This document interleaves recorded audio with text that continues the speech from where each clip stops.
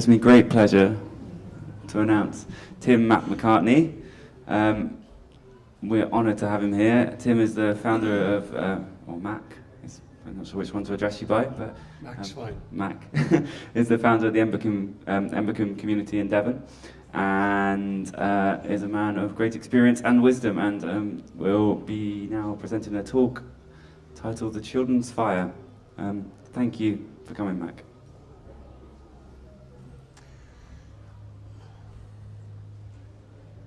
I understand that in the last session there was some talk at some point revolved around how we defend ourselves, maybe getting armed, getting guns to do that. And I wonder, I guess as I was just getting ready for this talk, how many of us have actually held a gun and fired it and have any real sense of knowing what we're talking about. I guess some have, but most, I would think, not. There was a period of time when I was being trained by a group of Native Americans as what they call a peace chief. And in that training, I was trained in the use of handguns and rifles, and I was being marched down this little valley through the woods and given a Winchester and taught how to use it. And then I was being given I can't remember the names of all of them, a Beretta, and then a really big handgun. And we were going through all these things, and they were constantly inquiring into how I felt as I held these weapons. A lot of the training of a peace chief is built around the idea that to be a warrior around peace, you need virtually all of the set of attributes that you would expect any other kind of soldier to have. Insofar as to be a warrior for peace, to be a peace chief, is not a choice that the weak make, or the ones that don't like fighting, the ones that are a bit frightened or nervous of physical contact, the ones that prefer to think and feel about things. That the peace chiefs were highly trained people and were actually trained in the arts of war. And they were taken up to a very high standard of warriorship. And then they were asked to make a choice to set aside those things and walk away from them. So peace chief was someone who had all those abilities, all that experience, all that knowledge, and then chose the path of peace. And some of you know, who heard me speak before, that there was a time when I sat in a room in southeast London and guns were being waved around, and I was in the middle of, I was part of that world, and there was a part of me that really loved it, found it very exciting, very stimulating, and it wasn't that easy to leave it. But I had to make a choice, really. I had to make a choice of how and where I wished to put this life. Now, a few days ago I was at Gaunt's house. They have a little festival there each year. And there was this woman I met called Jo Berry, who maybe some of you have heard speak. Perhaps some of you will recall that Jo Berry's father was murdered by the IRA in Brighton when the IRA set a bomb at Brighton at the Conservative conference and blew up and killed a number of MPs and people there. Jo Berry's dad was one of those people. And after the bombing, and after she had been through the immediate effect of understanding that her father had been killed, she set off on a journey to Northern Ireland looking for the bomber who had placed that bomb. I'm not quite sure, I think his name was Pat McGee, but I'm not quite sure. Eventually she found this man. And after a very long time of persistence, she persuaded him to meet with her. And she was telling the story of meeting this man, this assassin, killer. And she said all she really wanted to know was why. Why did he do this thing? She was filled with just a complete incomprehension that somebody could do such a thing. And that engagement and those meetings, which went on and on and on, finally led to Joe Berry and Pat McGee devoting the rest of their lives to going to Beirut in Lebanon, to Palestine, Northern Ireland, and every other center of real conflict in our world where people are killing each other, knowing that actually on both sides of the fence are what we would call good people, and mediating between these people that hate each other, and I mean hate each other. Joe Berry has stood there, this still young woman, just bombarded and shelled and covered with the hatred of those people for challenging them to imagine what it might be to choose a path of peace.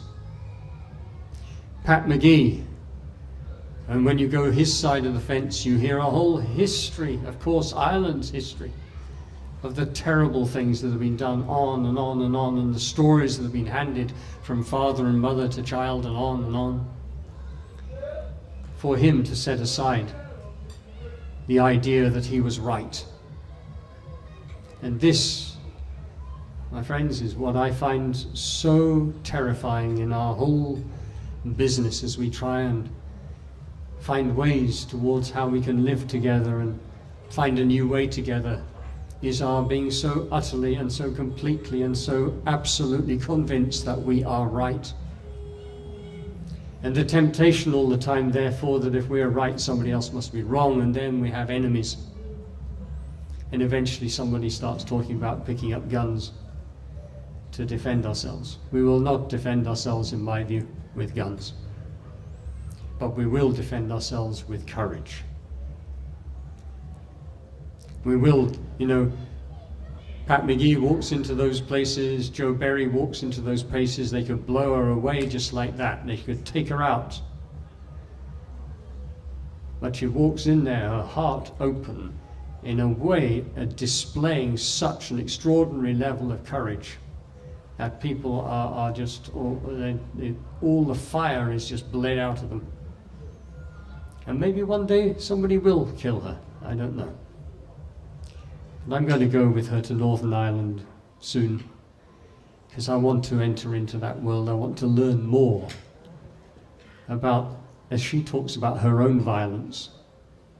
She says she considers this a well into which she throws a bucket on and on and on. She feels the absolute need to remember all the time that any violence she observes in the world resides in her, and she must keep mediating that and understanding that. And I know it's true for me, because I liked sitting in that room with those guns. I enjoyed many aspects of it. In the same way that when the music's turned up and the rhythm's going and the drums are pounding and you start dancing and you feel the fire in you begin to move and you feel your body swinging into action and that drums keep going, and my goodness, don't you change? You can almost begin to feel the spear, the sword in your hand, or the spear behind, the flames leaping to the sky, the voices ringing out, hey, hey, hey! You feel the prickles on the back of your neck. These are very wonderful things. Actually quite close to spiritual things. So talking about the children's fire, I thought I'd just track into it this way. The children's fire is a teaching from the Native Americans and was a part of the circle of law, which is a whole system of democracy that long preceded Greece. And I'm going to say more about the children's fire towards the end of this talk, but let's just capture this knowledge that the children's fire was itself actually a little fire that burnt in the center of the circle of chiefs, women and men, to remind the chiefs of the first law. No law, no action of any kind will we as chiefs of this council allow to pass from this council that will harm the children. No law, no act of any kind will we, this council of chiefs, allow that will harm the children. This was used to set, so any decision that was made, it would have to be able to face the challenge of the children's fire. If in any way it was felt that the decision or law that was passed would in some way, direct or indirect, harm the children, and the children, by the way, they meant not just my children or your children, but all of the children of all races, of all countries, and not just human. In other words, the young of all kind. In other words, life. It was a pledge to life. And that little fire burnt all the time. And I'm going to come back to that story in a moment. Because I'm searching, as perhaps you're searching, for the story, for the thought, for the way of being that can bring people together and forget that they had previously defined themselves as being against me or with me, them and us, good people, bad people. We have a farmer who lives near us at Embercombe called Jerry. He's a very beautiful elderly man. Say he's elderly, he's probably much more than 10 years older than me, but I do not yet consider myself elderly. Anyway, Jerry, I think, is elderly. And Jerry has two daughters, two very wonderful young women. One of those young women was going to take on the farm for Jerry. And she drove her tractor up to a field and she parked her tractor. And she went to the gate and opened the gate. And as she was opening it, the tractor crept up behind her. And then just very slowly and completely, without pause, crushed her against the gatepost. And she was found just pinned and dead. That was a couple of years ago. This is his daughter, like Joe Berry's father. We just nip back to the Joe Berry story, how easy it would have been for her to nip down to London, some places she could have found quite easy, and bought herself a gun. She could have gone back to Northern Ireland and gone on the same mission, but with the view of revenge. Jerry stands there, he's a beautiful man, he's lived his whole life farming. He's a very simple, but I don't mean in any sense derogatory, he loves earth and sky and his animals. And there's his daughter crushed against a gatepost. So he decides in that moment that when the time comes, he will find a way of turning this into something that gives life. And a few years later at an agricultural show, he meets, or he hears rather, of a Maasai village in Kenya, where all the cattle and all the goats have died in the drought. And the entire village is now on the edge of starving, and all the kind of things associated with that are happening. Jerry went to that village. He went to that village and he met a guy called David. Unlikely name of David. He's a Maasai warrior, but his name's David. And David's a remarkable young man. He's a really, he lives in a society of which there are very strong traditions, but he's thought outside those traditions. And he'd realized that cattle and goats is not going to work. but they could grow food. But to grow food, they need water. If they had water, then that entire village could flourish. So Jerry takes the money that was to have been his daughter's inheritance, and he had a borehole created in that village. And now the whole village is green. And now money's coming in and the kids are going to school, and new babies are being born. And life has returned again for a period of time. So David, this young Maasai warrior, comes to Embakun last week, and he's learning about growing things. It's hard to imagine. This is an enormous shift for a culture that you do not grow things, and certainly men don't do that. And he's battling all these old assumptions. He's went there and he's learning about compost toilets and all kinds of stuff, and he's taking it all back to his village. What is it that brought all these things together? It's children. It's our love of what is most tender and beautiful in life. And I feel that if in all our conversations we have around Transition Town, around all the amazing and extraordinary things that are happening around the country, and most definitely here on this little farm, if we forget that in the end that it is those tender things, those beautiful things, it is those things which bring us together, which we need to feed and nourish. And that if when our conversation comes to arming ourselves and defending, I think it will take us down the pathways that will bring us no joy.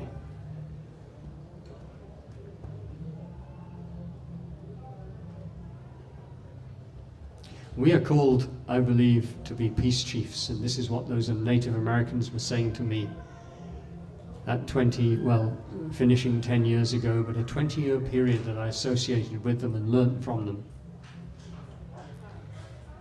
They said, what does it mean to be a peace chief now, at this time in our society? He said, it means that your people, meaning us, you and me, we have the most extraordinary challenge. Because though you may not think of yourselves as being particularly privileged, and I may not, of course we are when measured against any other part of the world. He said to me, how do you train people whose bellies are always full, who always have water to drink, who have never experienced real cold? How do you experience the couple of % of this world's population that exists here, right here, now, who have had everything? How do you inspire them to become leaders? And they said, we understand, Mac, that leaders is fast becoming not a very fashionable term in the circles that you move. They said, but you know, the day you stop calling spades spades seems to us pretty stupid and a road nowhere. But what do we mean by leaders? Well, we in Embakun, we say a leader is someone who's brave enough to act on what they know to be true. We have another way of saying a leader is someone who, irrespective of where they sit on the hierarchy of anything, seeks to empower others to become leaders. It's an act of great service. And nobody who is any kind of great leader is not also a follower. There's a very easy way of checking out our leaders. Do they do the washing up? Do they clean the toilets? Do they always go to the head of the queue, or do they find their way to the back of the queue? Do they make sure that everybody else is okay before we're okay? Is this behavior of leaders? I do not understand any kind of form of leadership where a leader takes more money than the people whom she or he serves. And I sat with a group of business consultants a short while ago, and they are wonderful people. And they're fired up to try and bring more authentic leadership into businesses. But I was looking at the car park. I visited the car park before I gave my talk because I thought I'd better just check. And the car park is full of Mercedes and BMWs and goodness knows what. Now I know that some of those maybe are big loans behind them, but they can still service those loans, so I reckon there must be something moving through fairly well. And I said, tell me, because I don't understand, maybe you can explain to me. If we're equal under the eyes of creation, and you're working with all kinds of these people, how is it right that you should receive 10 or 15 or 20 times as much money as your sister or brother who sits next to you somewhere? I said, I don't understand it. I've had to wrestle with this myself, because in the world of the crazy and distorted world of business consulting, you can earn between £2,000 and £5,000 a day for sitting in a meeting and facilitating it. And the craftsman that spent his long apprenticeship learning how to do a craft to an extraordinary level of skill can earn 150 or 200 or whatever pounds a day in our insane world. So thinking about this and thinking at Embacombe and asking myself and in conversation with others, how do we wish it to be? And we decided that we would not have any difference in what we pay. So everybody gets paid the same salary, those that are on a salary. And if you do half time, then you get half that amount. And it is more complex than that, because some of us get somewhere to live and others don't and all those things, but we keep digging into it. What does it mean to be a peace chief? Touch into your longing of the life, the human being, the woman or man that you are, and the longing that sits inside you for the life you wish to live, and you will see a peace chief sitting there. Take your imagination and go into that deep, deep calling that you feel. You would not be here this weekend if you were not feeling that calling. And see the woman or man and be that person is the calling of the peace chief. But as a peace chief, you cannot live in a world of good people and bad people. The people that get it and the ones that don't. You can't exist in a world of being right and others wrong, because all you will create and perpetuate forever is the war that's gone on forever behind us. So we have to find a new way of going. And peace chiefs, if you are a little bit warrior, okay, and you love all that, and there are some that love all that, because I'm looking around and I can see, then you change it into in a sense, you change it to courage, courage, heart, rage. It's about deeply falling in love with life. Deeply falling in love with life. Sensitizing yourself to the point where beauty is so painful to you that you're so close to tears with it. And then you walk that path. And I have not mentioned anything about belief so far, have I? One of the things those Native Americans said to me a long time ago, and forgive me those, if any of you have heard this before, but sat round a fire one night, and we were all together, and for once it was a peaceful evening as far as I was concerned, because very often they were not peaceful. They were very hard teachers, and I was sat there, and one of them starts sniffing. Phew, bad smell. I look around and I can't smell anything. Another one in the circle starts sniffing. Yuck, bad smell. A third and a fourth starts sniffing. Everybody's looking like they can smell this dreadful smell, and I'm sniffing. I can't smell anything. Gradually the eyes begin to turn towards me. And one of them says, I recognize that smell. It's the smell of a believer. Mac, are you a believer? We don't like believers. They were rather frightening people sometimes. Are you really a believer, Mac? Are you honestly that stupid? Why is it that so many of you people across that great ocean seem to think that you have to believe stuff to have a spiritual experience of life? Come out here. Stand at the head of this valley.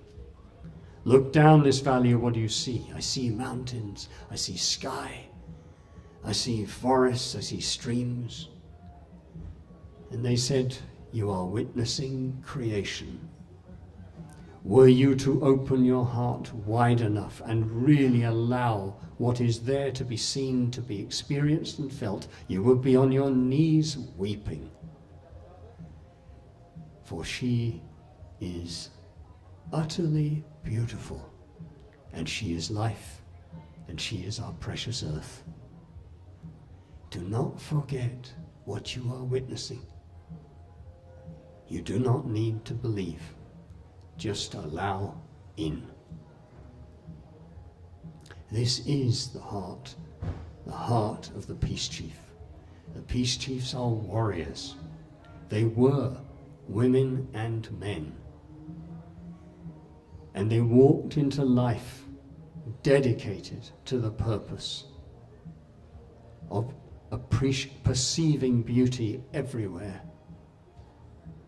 And that teaching, those peace chiefs understood the law of the children's fire. So they asked me to carry the story of the children's fire back into this world, and particularly to business audiences. And I didn't want particularly to carry on working with business leaders, because I'd done quite a lot of it. I was once a gardener in a management training center, and somehow or other I became the head of consultancy in the same organization. And then I went on and I was training business leaders with Sainsbury's and goodness knows who for quite a few years. And I'd really had enough. And when I was sat in that circle with those guys in North America, they asked me, they said, for our Mother Earth, please continue working with the business people. Because they are not bad people. They're just people. They are mothers and fathers, sisters and brothers, uncles and aunts, grandfathers and grandmothers, and they love their kids. It's just they're caught in a different dream. You have to help them find their way out of that dream. And we think the children's fire, you could offer them that. So, go to them and tell them that. So a couple of years ago, I was at a business conference, business leaders. And I told them about the children's fire, about this tiny little fire that burned at the center of the Council of Chiefs.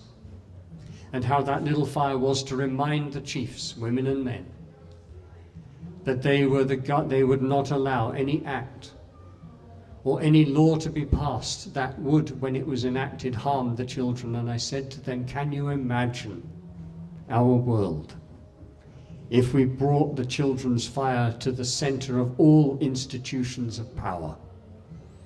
If we brought the children's fire and kindled it at the heart of our businesses, at the heart of our politicians and our governments, at the heart of our religions, at the heart of our education, in every single place, can you imagine the impact if our chiefs, our leaders, pledged themselves to the children's fire? Can you imagine that? I said to these business leaders. And there was a long pause, a really long pause, and a deep silence. And then I said, now I have a question for you. What kind of society is it? What kind of society is it that would not place the children's fire at the very center of all institutions of power? What kind of society is it that would not place the children's fire at the very center of all institutions of power? Profound silence in that room. But in my mind I was going, it's an insane society. It's a society lost to itself. It's a society that has forgotten what is most deeply sacred, is a society that would not pledge the protection of children. Now, sat on my right was this man who was chairing the conference, and he was the ex-director of sustainability for Shell. And he was if you never had a really lovely grandfather or favourite uncle, you might well have chosen this guy, you know. He was delightful, very kind, very generous, very gentle, sweet man. But like many kind, sweet, gentle, kind men or women, I guess, he was also deeply conformist. And he was not expecting that I was going to speak like this to these business people. He thought it was going to be some lecture on the seven pillars of good leadership, or all those things seem to be the 7 this or the 4 that or the 10 this or the whatever it is. He thought it was going to be that kind of talk, and it wasn't that kind of talk. And as I've been speaking about children's fire, he'd grown more and more fidgety. I could feel him moving and twitching next to me. And when this silence extended itself so profoundly into the room and I did nothing, so it went on and on and on and on and on, he couldn't bear it any longer, and he leapt to his feet. And he said, "Yes, well, thank you very much, Mac. That's very interesting, I'm sure. But right now, ladies and gentlemen," like he was relieving them, "we have important work to do." There was complete silence. And he was peering into his bright light shining. And at that moment, a voice rang out from the back of the hall. "Why don't you sit down?" And everyone was startled. People are turning around. We're peering to try and see where the voice came from. "Why don't you sit down?" This room is full of grief. None of us, no one so far, has been able to answer Mac's question. There are gallons of unshed tears in this room. Why don't you sit down and let that silence continue? And this very sweet man, who was rapidly feeling, I think, that he was drowning, said, "Well, if everybody thinks so." And there was silence. So he sat down, muttering to himself. And I stepped forward again. Can you imagine? Were we to rekindle the children's fire in our homes, in our relationships, in our schools, in our churches, in our government, in our activist groups, in our every single place on this earth, if we were to make that pledge, what the impact might be? What kind of society is it that would not pledge to the children's fire? And the conference closed, and not a word was said, and the people went out. And I have no idea what happened, except that I got an email about 6 months later from a woman who was in that audience and chief executive of some business. And she wrote to me and she said, "I've done it. I assembled my board of directors. I got our business plan, business strategy. I told them the story of the children's fire, and I said, I do not want any part of our business if we understand as we take a look at this that it harms the children." And they thought that I was barking mad and completely lost it and gone off the rails. And we had a big row, and then we got over that, and finally they sat down and we did go through it. And we did have to change a few things, and I'm so relieved that I didn't have to abandon and dismantle the whole business. But I am proud of the fact that we have done that. And I wanted you to know. The children's fire is a call to the brave. It asks you the most challenging questions. It says, who are you? Are you brave enough to act on what you know to be true? Are you brave enough not to hate other people? Are you brave enough not to define the world in terms of the good people and the bad people? Are you brave enough to walk where your gifts are taking you? Are you brave enough to live the dream that called you into life in the first place? Are you brave enough to live a life without cluttering it so full of beliefs? The children's fire says to you, when the day comes and you're at the end of your life and the hole has been dug and your feet are on the edge of your grave and you're about to flop into it, and you look down the trail of your life, it asks the question, will you be proud?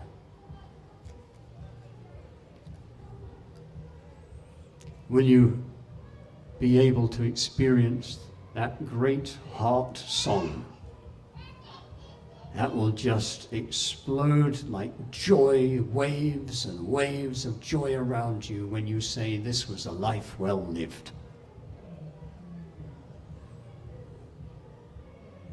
It is my deepest wish that that is my pension plan. My deepest wish that I can feel that about myself. And it is my deepest intention to do anything that I can to assist any of my sisters or brothers in the same thing. I wish to be a peace chief. I have pledged myself as such. And I find it minute by minute and day by day deeply challenging. As we meet at Embacombe, all the stuff that comes up that tempts me to go back to that room where the guns were being waved around and where it was so simple to live in a place where I knew what was right and what was wrong and who was good and who was bad. But I do not wish to live in that world. I do not wish to hate business people because they're business people.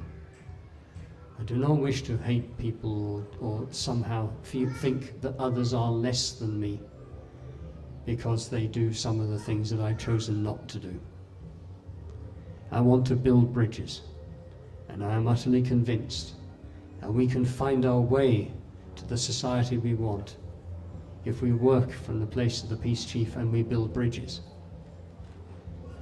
instead of building walls and arming ourselves ready for the attack. So I'm going to close there. I really appreciate how you've listened, and I really appreciate that I've had the opportunity to say these few things to you. And if you would ever like to come to Embacombe, there are a few little cards and things up here. Catalyst is a program for 18 to 25-year-olds. I'm sorry if you're outside of that age range, but it's not for you. But the journey is for any adult, and the aim is that it takes you from wherever you are a little bit closer to where your deeper self. And it inquires on, and it takes you on what we call the twin trail. And that is, the twin trail is the inner path of your self-healing, self-growing, self-unfolding, and the outer trail is the trail of having effect in the world. It's why Embacombe is not a retreat, it's an advance. We do not want people coming to Embacombe and chilling out and blissing out and then just going back and whatever. We want people to come, become inspired, love life a little deeper, fall in love a little more with life, feel the joy flood through them, feel the warriorship flood through them, and then leave and do something from the perspective of a peace chief. Thank you very much.